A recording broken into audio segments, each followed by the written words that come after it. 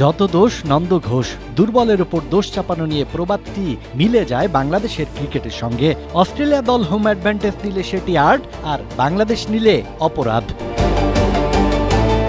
বড় দলের বিপক্ষে টেস্ট জিততে শেখানো কোচ চান্ডিকা হাথুরুসিংহেকে বারবারই একটা বিষয় নিয়ে প্রশ্ন ছোড়া হতো, আর সেটি হলো হোম অ্যাডভান্টেজ। একবার তো বাংলাদেশের সাবেক কোচ সাংবাদিকদের প্রশ্নবাণে জর্জরিত হয়ে নিজেই প্রশ্ন ছুড়ে দেন, বলেন হোম অ্যাডভান্টেজ বলতে কি বোঝায়? যখন আপনি নিউজিল্যান্ডে যাবেন, অস্ট্রেলিয়ায় যাবেন, তারা কি উইকেট বানায়? ভারত তাদের ঘরের মাঠে কি করে?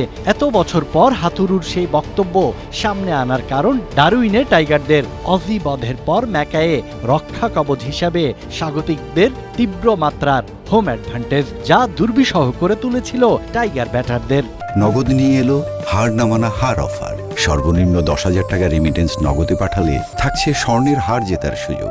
যখন নর্মালি আমরা সাবকন্টিনেন্টে খেলি, একদিনে 18-19 উইকেট পড়লে অনেক কথাবার্তা হয়, সবাই বলে। সো প্রথম দিনে 18 উইকেট পড়েছিল, এটাও একটু সবার বুঝতে হবে। উইকেটটা অবশ্যই চ্যালেঞ্জিং ছিল দেখেই কিন্তু 18 উইকেট পড়েছে। বাংলাদেশের দুর্বলতা জেনে বাউন্স উইকেট বানিয়ে 2 দিনে হারিয়েছে স্বাগতিকরা।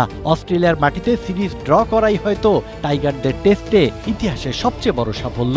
উইকেট আর একটু ব্যাটিং সহায়ক করে বিপদ ডেকে আনতে চায়নি অস্ট্রেলিয়া। লজ্জাজনকভাবে ইনিংস ব্যবধানে শান্ত বাহিনী হারলেও অস্ট্রেলিয়ার কাছে পাত্তা পাওয়া কম সাফল্যের নয়। বাংলাদেশকে ঘায়েল করতে প্ল্যান বিতে হাঁটতে হয়েছে স্টার্ক বাহিনীকে। ওরা যেভাবে কামব্যাক করেছে, টসে জিতে ফিল্ডিংও নিয়ে নিল, নর্মালি ওরা করে না শুনলাম অনেক জায়গায়। সো এই অনেক কিছুই আমরা কিন্তু ওদেরকে ওই চ্যালেঞ্জের মুখে দিয়েছি। 2017 সালের 30 আগস্ট টেস্টের চতুর্থ দিনের লাঞ্চ বিরতির খানিক পরেই নাটকীয়ভাবে 20 রানের জয় তুলে নেয় Bangladesh. Slow low spinning track বানানোয় অজি মিডিয়ার সমালোচনার মুখে পড়েছিল হোম অফ ক্রিকেট। অথচ অস্ট্রেলিয়ার নতুন ভেন্যুটিতে 2 দিনেই লড়াই হলো না। ডারউইনে 400-র বেশি রান করা দল 2 ইনিংসেও 100-র বেশি করতে না পারায় মিরপুরের মতো কাঠগড়ায় কি দাঁড়াবে না ম্যাকায়ের উইকেট? সাজ্জাদ খান, এশিয়া পোস্ট।